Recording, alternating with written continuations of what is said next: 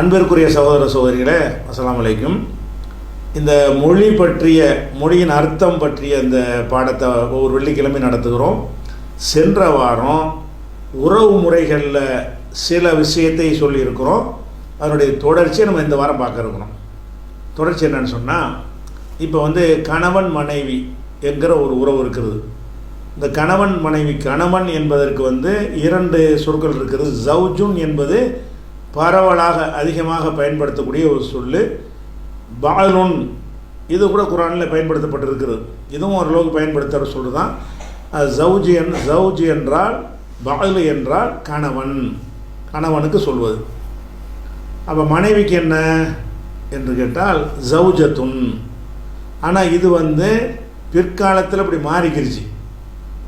ஆரம்ப காலத்தில் எடுத்துக்கிட்டிங்கன்னா ஜவுஜு தான் ரெண்டு பேருக்கும் உள்ளது. ஜவுஜி என்றால் கணவனுக்கும் சொல்லலாம், ஜவுஜி என்றால் மனைவிக்கும் சொல்லலாம். குரானில் இந்த ஜவுஜி என்பது அப்படி தான், ரெண்டுக்கு தான் பயன்படுத்தப்பட்டு இருக்கிறது. இந்த ஜவுஜத்துன்னு பெண்களுக்கு அந்த தேயை சேர்க்கிற ஒரு விஷயம் இப்போதைய நடைமுறைக்கு வந்துருச்சு.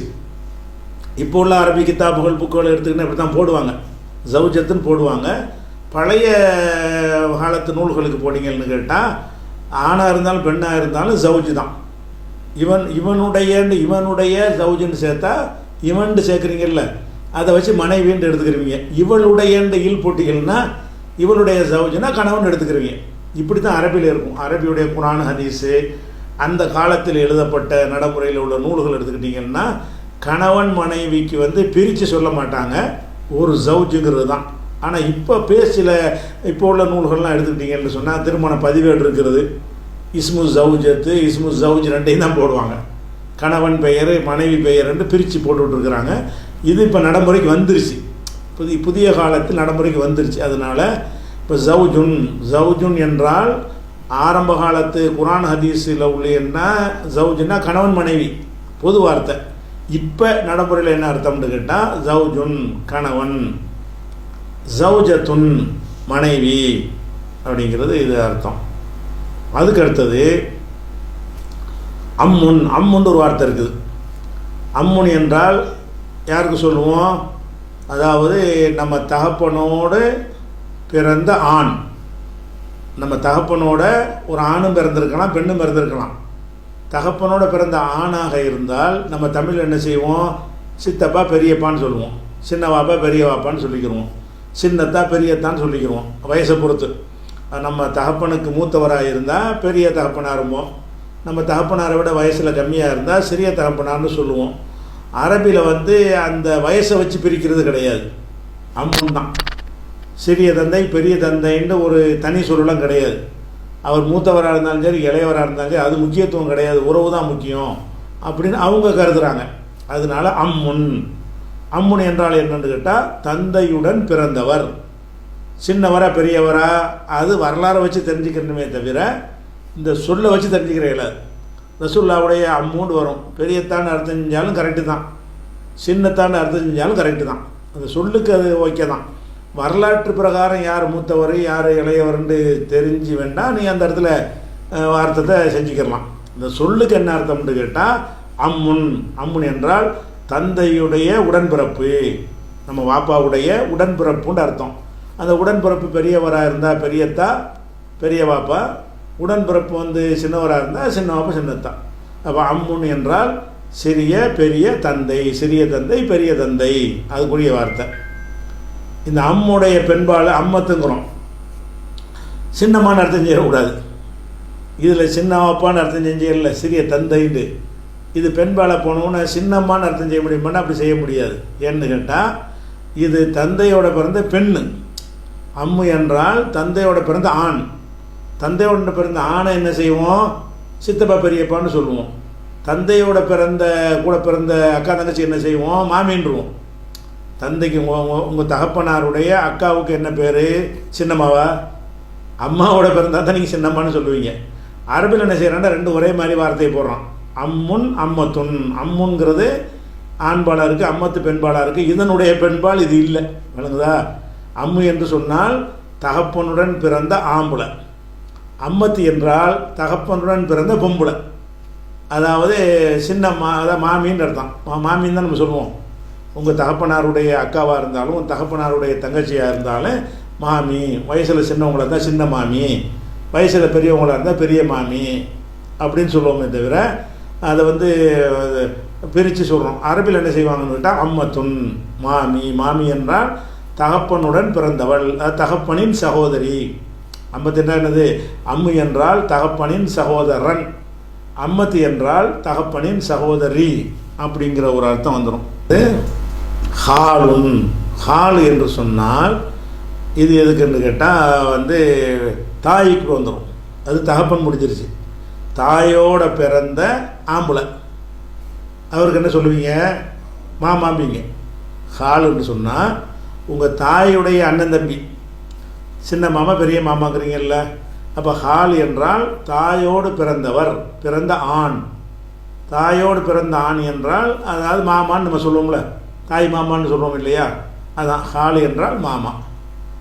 தாயோடு பிறந்த சகோதரியாக இருந்தால் பெண்ணாக இருந்தால் சின்ன மாவாயிருவாங்க. இப்போ அவர் ஹாலுங்கிறது மாமாவாக போவோம், ஹாலத்துங்கிறது சின்னம்மான்னு மாறிக்கிறோம். ஏன்னு கேட்டால் தாயோடு பிறந்த பொம்பளை, தாயோடு பிறந்த பொம்பளையாக இருந்தால் ஹாலான்னு சொல்லுவாங்க, ஹாலத்தும்பாங்க. ஹாலா நடைமுறையில் ஹாலான்னு சொல்கிறோமா இல்லை, இந்த நடைமுறையில் கூட தமிழ் மாதிரி பயன்படுத்திக்கிறாங்க ஹாலான்னு சொல்லி. ஹாலான்னா சின்னம்மா, சரியா? அரபி வார்த்தை. ஹால் என்று சொன்னால் அது மாமாண்டு ஆயிரும், சின்னப்பாண்டு வராது, சரியா? ஹால் என்றால் தாயோடு பிறந்த ஆம்பளை, ஹாலத்து என்றால் தாயோடு பிறந்த பொம்பளை, அதாவது சின்னம்மா பெரியம்மா அப்படின்னு வந்துடுது. அதுக்கப்புறம் கணவனுடைய சகோதரன். இதுக்கு நம்ம தமிழில் ஒரு சொல்லு வச்சுருப்போம். என்ன சொல்லு? என்னமோ அந்த குழந்தையாவ என்னது? கணவனுடைய சகோதரன், கொழுந்தனா இப்படின்னு ஒரு சொல்லு வச்சுருக்குறோம். அரபியில் அப்படி சொல்லு கிடையாது, இப்படி தான் சொல்லணும். அதாவது கணவனுக்கிட்ட அண்ணன் தம்பி இருக்காங்கல்ல, அது தமிழில் நம்ம கணவனின் சகோதரன்டா சொல்லுவோம், அப்படி சொல்ல மாட்டோம். அது கொழுந்தன் அப்படின்னு ஒரு தனி சொல்ல வச்சுருக்குறோம். அரபியில் அந்த கொழுந்தன்லாம் சொல்லு கிடையாது, கணவனின் சகோதரன் சொல்லிட வேண்டியதான். அஹுஸ் ஜவுஜி என்றால், ஜவுஜின்னா கணவன், அஹு என்றால் சகோதரன், அஹுஸ் ஜவுஜி என்றால் கணவனின் சகோதரன் இதுக்கு அர்த்தம். இதுக்கே ஒரு தனி சொல்லு இருக்காண்டா சொல்லு கிடையாது. கொழுந்தன்கிற ஒரு ஒரு ஒரு சொல்லு என்னையில் அரபியில் வராது. அரபியில் வராதான் என்ன செய்யணும்? கொழுந்தண்டா என்னன்னு கேட்பாங்க. இந்த கணவனுடைய சகோதரன் சொல்லிட்டு போ. அதே மாதிரி கணவனுடைய சகோதரி, அதுக்கு என்ன சொல்லுவாங்க? குழந்தையாவா? அது பேர் கணவனுடைய சகோதரி, நாத்தனாவா? நாத்தனாம்பிங்க. நாத்தனாண்டு ஒரு சொல்லு அரபியில் வராது. நாத்தனாண்டு குறிக்கிற அந்த உறவை குறிக்கிறதுக்கு ஒரு சொல்லு வராது. எப்படி தான் வரேன்? உஹ்து ஜவுஜ், கணவனின் சகோதரி. நாத்தனா என்று ஒரு சொல்லில் அடக்காமல் என்ன செய்வாங்க? அதை அந்த கருத்தையே சொல்லிடுவாங்க. உஹ்து ஜவுஜ், கணவனின் சகோதரி. நீங்கள் நாத்தனான்னு எழுதிக்கிற வேண்டியதான். உங்கள் பாஷையில் எப்படி சொல்லுவீங்களோ அதை செஞ்சுக்கிற வேண்டியது. அந்த நாத்தனான்ற ஒரு சொல்லில் அந்த உறவு வருமாண்டா வராது. கணவனின் சகோதரிங்கிற ஒன்று தான் வரும் அதில். அது உஹ்து ஜவுஜி, கணவனின் சகோதரி. கணவனின் இப்போ தானே பார்த்தோம், நாத்தனார் பார்த்துறோம். அதுக்கு அடுத்தது அஹுஸ் ஜவுஜத்தி, மனைவி, மனைவியுடைய சகோதரன். மனைவியுடைய சகோதரனுக்கு என்ன சொல்லுவோம் நம்ம தமிழில்? மச்சான்னு சொல்லிக்கிறீங்கல்ல, அது கிடையாது அரபியில். மச்சான்னு சொல்கிறதுக்கு பதில் அப்படி சொல்லணும், மனைவியுடைய அண்ணன், மனைவியுடைய தம்பி அப்படி சொல்லலாம். மனைவியின் சகோதரன் இப்படி தான் சொல்லணும். அஹுஸ் ஜவுஜத்தி என்றால் மனைவியின் உடன் பிறந்தவன், மனைவியோடு பிறந்தவன் என்ற அர்த்தம். இது நம்ம பாஷையில் என்ன செய்வோம்? மச்சான்னு சொல்லிக்கிறீங்கல்ல, அது போட்டுக்கிறோங்க. அந்த மச்சான்ங்கிறதுக்கான ஒரு சொல்லு இல்லை அரபி உறவில், மச்சான்கிற ஒரு சொல்லு இல்லை. அதுக்கப்புறம் உஹ்து ஜவுஜா, அதாவது மனைவியின் சகோதரி. ஒரு மனிதனுடைய மனைவி, மனைவியுடைய சகோதரி, அதை தான் குழந்தைன்னு சொல்லுவாங்களோ? தப்பாக சொல்லிட்டீங்களோ? நாத்தனவா? சரி. உஹ்து ஜவுஜத்தி, மனைவியுடைய சகோதரி. அப்போ மனைவியுடைய சகோதரிக்குன்னு ஒரு உறவு வச்சுருப்பீங்கல்ல, அந்த சொல்லு தமிழில் அரபியில் வராது. மனைவியின் சகோதரி சொல்ல வேண்டியதான். அரபியில் பேச நினச்சிங்கன்னா இவர் என் மனைவியின் சகோதரி, மனைவியுடைய அக்கா தங்கச்சி இருக்காங்கன்னு வைங்களேன், அதை அது உறவாக சொல்ல முடியாது. அந்த அதனுடைய நேரடி அர்த்தத்தை சொல்லணும். மனைவியின் சகோதரி அப்படி தான் சொல்லணும். உஹ்து ஜவுஜத்தி ரெண்டும் சேர்த்து ஒரு சொல்லு. அதுக்கு அடுத்தது அண்ணன் மகன் தம்பி மகன் சொல்கிறோம் இல்லையா, அண்ணன் அதுக்கு வந்து ஒரு தமிழ்லையும் தனி பேர் கிடையாது. தமிழில் என்ன செய்வோன்னா இவர் யாருக்கு அண்ணன் மகன், இவர் தம்பி மகன், அப்படி தான் அரபிலையும் சொல்லணும். எப்படி சொல்லணும்? இப்னுல் அஹி, ஏன்னா அண்ணன் தம்பிங்கிறோம்ல, அது கூட அரபியில் கிடையாது. அண்ணனுக்கு அஹு தான், தம்பிக்கு அஹு தான். சகோதரனுங்கிற சொல்லு தான் அரபியில் வருமே தவிர அண்ணன் தம்பிங்கிறது சொல்லு வராது. அஹுல் கபீர் பெரிய சகோதரன், அஹு சகீர் சின்ன சகோதரன் வரும். அதனால் அண்ணன் தம்பிங்கிறதுக்கு பதிலாக ஒரு சொல்லு தான் சகோதரன். இது என்னென்னு கேட்டால் இப்னுல் அஹி, சகோதரன் மகன், அண்ணன் மகன் தம்பி மகன், இப்படி தான் அந்த உறவை சொல்லணும். அண்ணனுடைய மகன் தம்பியுடைய மகனாக இருந்தால் இப்னுல் அஹி, சகோதரனுடைய மகன் அப்படின்னு சொல்லணும். அதுக்கடுத்து வந்து சகோதரியுடைய மகன், அக்கா மகன் தங்கச்சி மகன் இருக்குன்னு வைங்களேன், அதுக்கு ஒரு உறவு கிடையாது, தமிழ்லையும் கிடையாது. அக்கா மகன் தான் சொல்லுவீங்க, தங்கச்சி மகன் பிரித்து சொல்லுவீங்க. அரபியில் என்ன செய்ய முடியாதுன்னா சகோதரி தான், இப்னுல் உக்த், மருமகன் சொல்லுவாங்களோ மருமகன் சொல்லுவீங்க. அரபியில் மருமகன் சொல்ல முடியாது. அரபியில் எப்படி சொல்லணும்? இப்னுல் உக்தி, அக்காவுடைய மகன், அக்கா மகன் மருமகன் வச்சுருக்கோமா, அது தமிழுக்கு சொல்லு இருக்குது. அரபியில் என்ன இருக்குன்னு கேட்டால் அக்கா மகன் சொல்லு, அவ்வளோதான். இப்னுல் உக்தி, சகோதரியின் மகன், இப்படி தான் சொல்லணும். அதே மாதிரி இப்னத்துல் அஹி, அண்ணன் மகள்னு சொல்கிறோம், தம்பி மகள்ங்கிறோம்ல, அந்த சொல்ல சொல்வதாக இருந்தால் இப்னத்துண்டா மகள், அஹி என்றால் சகோதரன், இப்னத்துல் அஹி என்றால் சகோதரனுடைய மகள், அண்ணன் தம்பி மகள் ரெண்டுக்கும் பொது. அதே மாதிரி இப்னத்துல் உக்தி, அதுக்கு நான் தமிழில் நான் கொடுக்கல. ஏன் கொடுக்கலன்னு கேட்டால் அதுக்கு தனி சொல் இல்லாதனால நீங்கள் ஃபுல் பண்ணிக்கிறது. இப்னத்துல் உக்தி என்றால் சகோதரியின் மகள், அதான் அக்கா மகள் தங்கச்சி மகள், அந்த மாதிரி சொல்வதாக இருந்தால் அப்படி செய்யணும். இப்படி தான் சொல்லணும். இப்னத்துல் உக்தி, உகுத்துடைய மகள், உக்துனா சகோதரி, சகோதரி மகள், இப்படி சொல்லணும். அதுபோக தகப்பனுக்கு தகப்பன், தாய்க்கு தகப்பன், இதுக்கு என்ன செய்வோம்னா தாத்தான்னு சொல்லுவோம். தாயுடைய தகப்பனையும் தாத்தான்னு சொல்லுவோம், தகப்பனுடைய தகப்பனையும் தாத்தான்னு சொல்லுவோமா, அப்படி சொல்லுவோம். அதுக்கு அரபியில் வந்து ஜத்துன், ஜத்து என்றால் பாட்டன், தாய் வழிபாட்டன் தந்தை வழிபாட்டன் பிரிச்சுக்கலாம். ஆனால் ஜத்துன்னா ரெண்டுக்கும் உள்ளது தான். ஜத்துன்னா யார்? பாட்டன், அம்மாவை பெற்றவன் அப்பாவை பெற்றவனுக்கு வந்து ஜத்து அப்படின்னு சொல்லுவாங்க. பாட்டிக்கு என்ன செய்வாங்கன்னா ஜத்தத்துன், ஜத்துன்னா ஆம்பளைக்கு சொல்கிறது, ஜத்தத்துன்னா பொம்பளைக்கு உள்ளது. ஜத்தத்துன் என்றால் பாட்டி, அம்மாவுடைய அம்மா, அப்பாவுடைய அம்மா. நம்ம தமிழில் என்ன செய்வோம்னா அது பிரித்து சொல்லுவாங்க, அது தனித்தனி சொல்லி வச்சுருப்பாங்க. ஆனால் இது ரெண்டுக்கும் பொதுவு தான். ஜத்தத்துன்னா இது அம்மாவுடைய அம்மாவும் ஜத்தத்து தான், உங்கள் அப்பாவுடைய அம்மாவும் ஜத்தத்து பாட்டி, அப்படி உள்ளது. அடுத்தது வந்து பேரன். பேரன்னா யார்? மகனுடைய மகனும் பேரன் தான், மகளுடைய மகனும் பேரன் தான். அதுக்கு உள்ள வார்த்தை வந்து ஹஃபீதுன், பேரன், அதாவது மகன், இப்னுன்னு அர்த்தம், மகனுடைய மகன் அல்லது மகளுடைய மகன், ஆம்பளைக்கு சொல்கிறது பேரன். இதையே இப்போ பேத்திக்கு சொல்வதாக இருந்தால் ஹஃபீதத்துன். ஹஃபீதத்துனா பேத்தி, பேத்தி என்றால் மகனுடைய மகள் அல்லது மகளுடைய மகள், மகனுடைய மகள் அல்லது மகளுடைய மகள், இது வந்து பேத்தி. இப்படியான ஒரு ஊருக்கு. அது போக இந்த உறவு முறையில் இன்னும் தெரிஞ்சுக்கிற விஷயம் என்னென்னு கேட்டால், அப்படி போட்டப்படும் தெரிஞ்சுக்கிற விஷயம் என்னென்னு கேட்டால், இந்த உறவு இல்லாமல் இந்த பாலினத்தின் அடிப்படையில் பிரிப்போம் இல்லையா, பாலினம், பருவம், வயசு, அதை கொண்டு உள்ள சொல்லும் இருக்கிறது. இப்போ ஆம்பளைன்னு சொல்ல வேண்டியிருக்கு. ஆம்பளைக்கு உள்ள வார்த்தை என்ன? ரஜுலுன். ரிஜுலுன்னு ரீ போட்டு விட்டியல்னா காலுன்னு அர்த்தம் வந்துடும். முதல் சொல்லிட்டோம், ரிஜுலு என்றால் காலு. இது ரஜுலுன். ரஜுலுன் என்று சொன்னால் ஆம்பளை, ஆண்மகன். அப்போ ஆண்கிற எல்லா ஆணுக்கும், கணவனாக இருக்கலாம், அண்ணனாக இருக்கலாம், தந்தையாக இருக்கலாம், தாத்தாவாக இருக்கலாம், எல்லாரும் ஆண்கிற அந்த பாலினத்தின் அடிப்படையில் உள்ள ஆணை குறிக்கிற சொல்லி எதுன்னா ரஜுலுன், ஆண். பெண்ணை குறிக்கிறதா இருந்தால் அதுக்கு வந்து 2 சொற்களை பயன்படுத்துவாங்க. மர் அத்து என்றால் பெண், ரஜுலு என்பதற்கு எதிர்ப்பதம் மர்அத்துன், பெண் என்று சொல்வார்கள். அதை மர்அத்து என்று சொல்லாமல் இம்ரஅத்துன் என்றும் சொல்வார்கள். மர்அத்துன் என்றும் சொல்வார்கள், இம்ரஅத்துன். இம்ரஅத்து நூகுடைய மனைவி வருதில்ல, அதை சேர்க்கும்போது மனைவின்ற அர்த்தம் வந்துடும். சும்மா இம்ரஅத்துன்னா பெண்ணுன்ற அர்த்தம். இம்ராத்து இப்ராஹிம்னா இப்ராஹிமுடைய மனைவின்னு அர்த்தம் வந்துடும். அந்த சேர்க்கறதுனால வந்துடும். பொதுவாக சொன்னால் இம்ராத்து பெண்ணு. ஆண்கிறத பன்மையாக சொல்வதாக இருந்தால் ரிஜாலுன், ரஜுலுன் ஒரு ஆம்பளை, ரிஜாலுன்னா ஆண்கள், எல்லா ஆண்களையும் குறிக்கிற பொதுவான சொல்லு. பெண்களை குறிக்கிறதா இருந்தால் நிசாவுன், நிஸ்பத்துன், ரெண்டு சொல்லு. நிசாவுன்றா நிறைய பெண்கள் இருக்காங்கன்னு வைங்க, அவங்கள சொல்கிறதுக்கு வார்த்தை என்ன?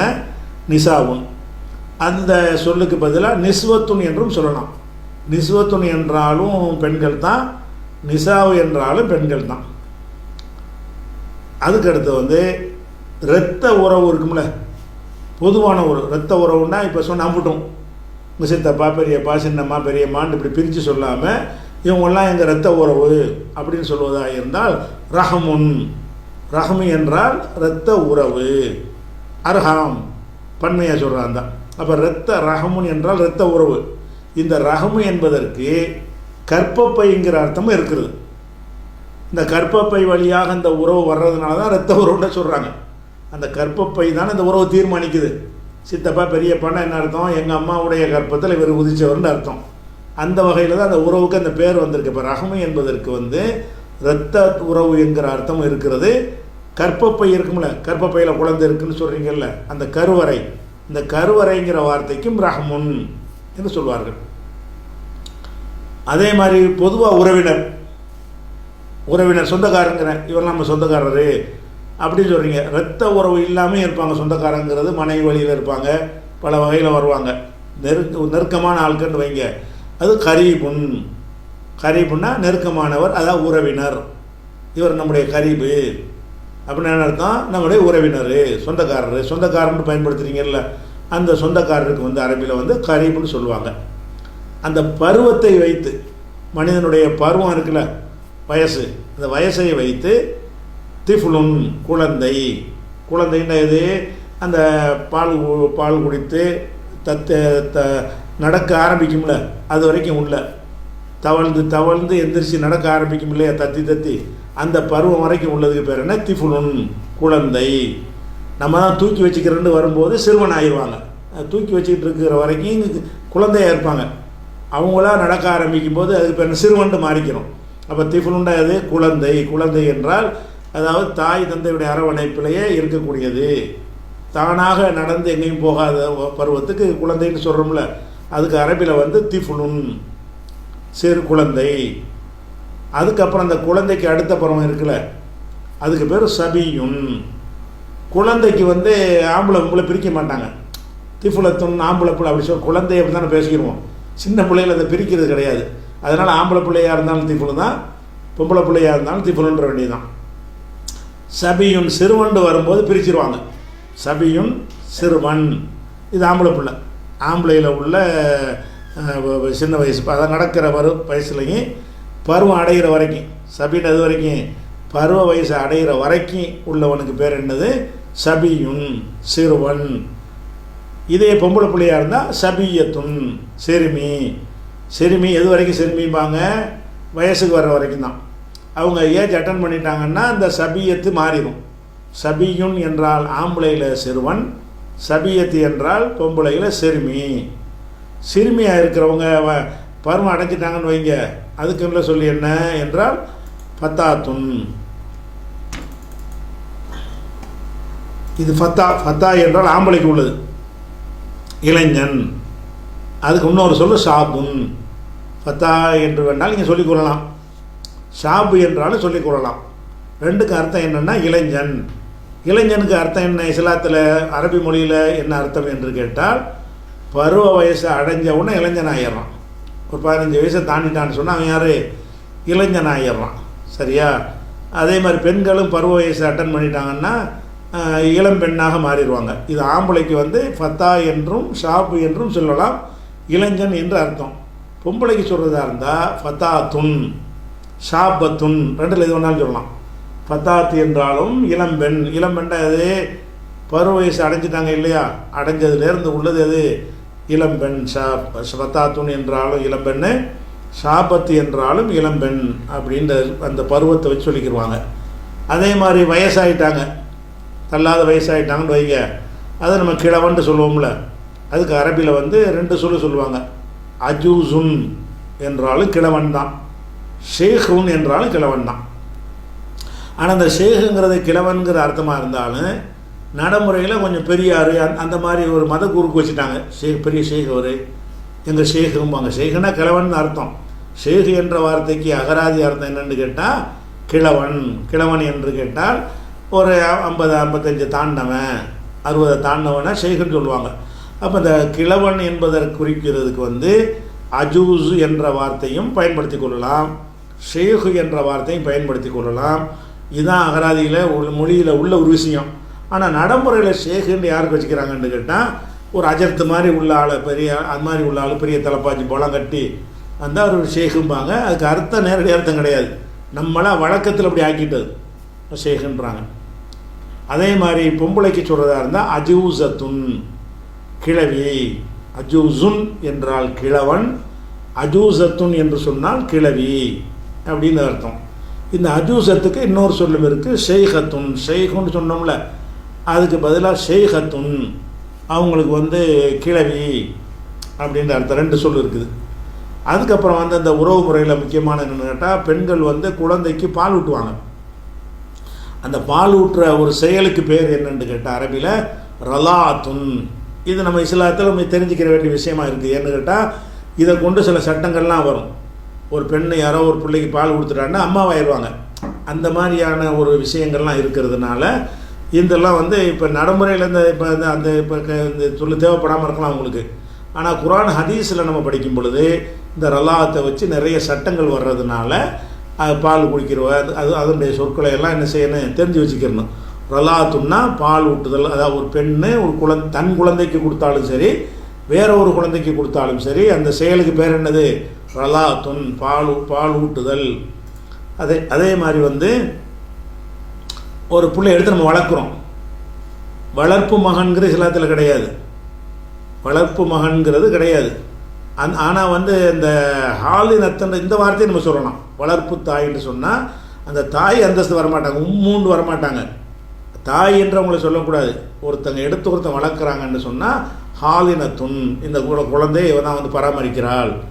வேற ஒரு பிள்ளை எடுத்து நம்ம வளர்க்குறோம். வளர்க்குறத மார்க்கத்து தப்பான்னா தப்பு கிடையாது. வளர்க்குற பிள்ளைய நம்ம பிள்ளைன்னு சொல்லிடக்கூடாது. வளர்க்குறது தப்பு கிடையாது. அந்த பிள்ளைய நம்ம பிள்ளைன்னு சொல்லிடக்கூடாது. இன்னார் பிள்ளை நான் வளர்க்குறேன் என்று சொல்லிக்கிறலாம். இப்போ ஹாலினத்துன்னா வளர்ப்பு தாய். ஹாலினுன் என்றால் வளர்ப்பு இந்த தந்தைன்னா நான் அந்த சொல்லு அரபியில் தமிழில் போட்டிருக்கிறவங்களுக்கு அப்படி அர்த்தம் கிடையாது. வளர்க்குறவன், வளர்ப்பவள், அந்த தாய்க்கு நம்ம சேர்க்கக்கூடாது. நீங்கள் விளங்குறதுக்கு அந்த வார்த்தையை நான் போட்டிருக்கிறேன். ஹாலினத்துன்னு சொன்னால் வேற ஒரு பிள்ளையை எடுத்து வளர்ப்பவள். ஹாலினுன் என்றால் வேற ஒருத்தன் பிள்ளையை எடுத்து வளர்ப்பவன். வளர்ப்பு தந்தை தான் இஸ்லாத்தில் இல்லை. அந்த நான் தமிழில் போட்டதை அழிச்சிருங்க, அதை வளர்ப்பவன் வச்சுக்கிறேங்க. அதுக்கு அடுத்தது வந்து பால் ஊட்டுற அம்மா இருப்பாங்கல்ல, பால் ஊட்டுறவங்கன்னா பால் ஊட்டுற அந்த பருவத்தில் பால் ஊட்டியிருக்கணும். பால் ஊட்டுறதுக்குரிய வருஷம் வந்து 2 ஆண்டுகள் அப்படின்னு வருது. 2 வயசுக்கு உட்பட்ட ஒரு குழந்தைக்கு ஒரு பெண்ணு பால் ஊட்டி விட்டால் இவளுக்கும் அவளுக்குமா அந்த குழந்தைக்கும் உள்ள உறவு அம்மா மகள்கிற உறவாகி போயிடும். பெத்த பிள்ளைக்கு ஒரு இந்த கல்யாணம் பண்ணுற விஷயத்துலலாம் என்ன செஞ்சிடறேன், இவளுடைய மகனை வந்து அவளுக்கு கல்யாணம் பண்ணி கொடுக்க முடியாது, அண்ணன் தங்கச்சி ஆயிடுவாங்க. அதனால அதுக்கு வந்து ஒரு அந்த பால் ஊட்டுற தாய்க்கு பேர் என்னென்னு கேட்டால் முருளியத்துன், பால் ஊட்டுகிற தாய். இந்த பால் ஊட்டுகிற தாய்ங்கிறத முருளியத்துங்கிறது வந்து அரிதாகத்தான் சொல்லுவாங்க.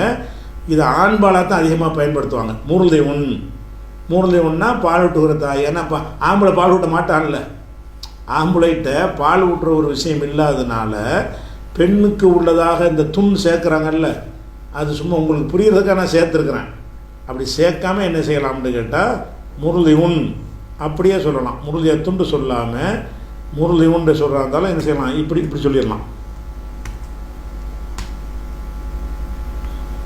முருளி உன் என்றால் அதை பால் ஊட்டுகிற தாய். ஆண்பால் மாதிரி சொல்லு இருக்கும், ஆனால் ஆண் வந்து பால் ஊட்ட மாட்டான்ல என்ற காரணத்தினால முருளி உன் என்றாலும் அது பொம்பளை தான் குறிக்கும்.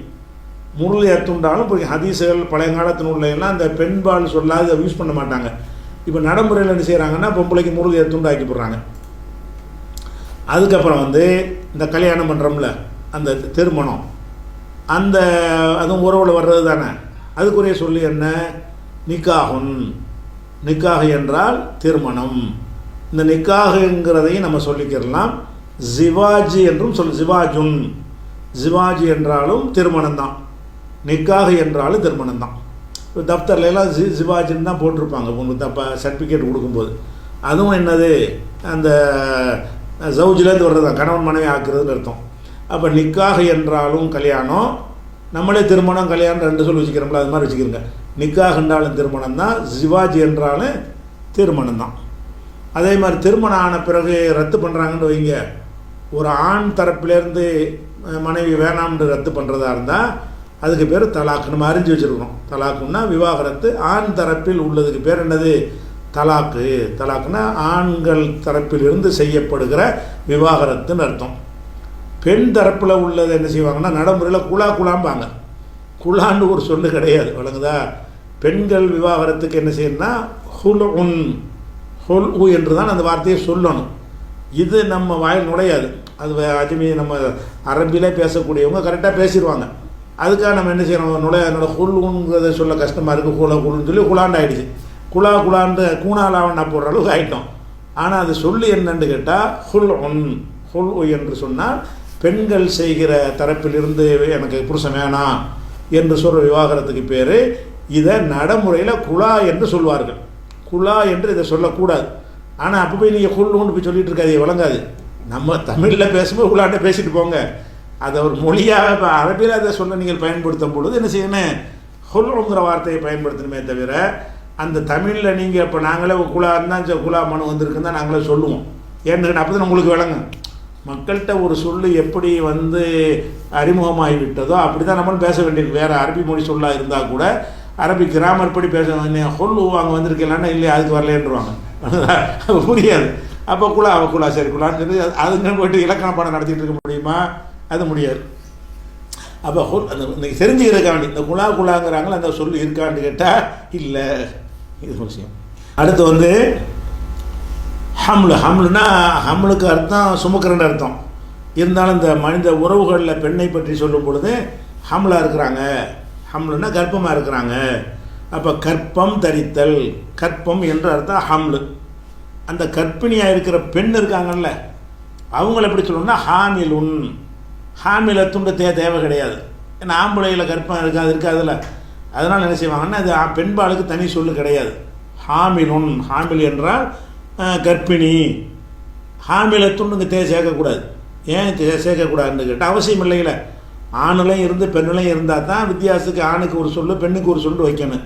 இது பெண்ணுக்கு மட்டும் உள்ள ஒரு செயலாக இருக்கிறதுனால ஹாமிலத்துண்டு சொல்லாமல் என்ன செய்யணும்?